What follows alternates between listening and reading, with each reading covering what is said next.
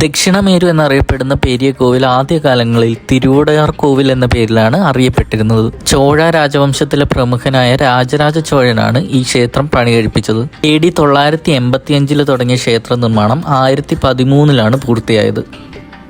ശിവനാണ് ക്ഷേത്രത്തിലെ പ്രധാന പ്രതിഷ്ഠ. പൂർണ്ണമായും കരിങ്കല്ലിൽ തീർത്ത ഏക ക്ഷേത്രമായിട്ടാണ് ഇതിപ്പോഴും കണക്കാക്കപ്പെടുന്നത്.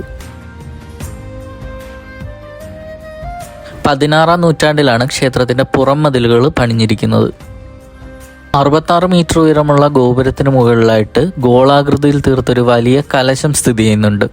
16 അടി നീളവും 13 അടി ഉയരവുമുള്ള ഒറ്റക്കല്ലിൽ തീർത്ത നന്ദിയുടെ ശില്പമാണ് ക്ഷേത്രത്തിന്റെ മറ്റൊരു പ്രത്യേകത.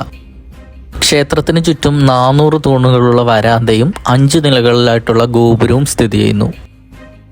ക്ഷേത്ര നിർമ്മാണത്തിന് മൊത്തം 1.3 ലക്ഷം ടൺ കരിങ്കല്ല് വേണ്ടിവന്നുവെന്നാണ് കരുതപ്പെടുന്നത്.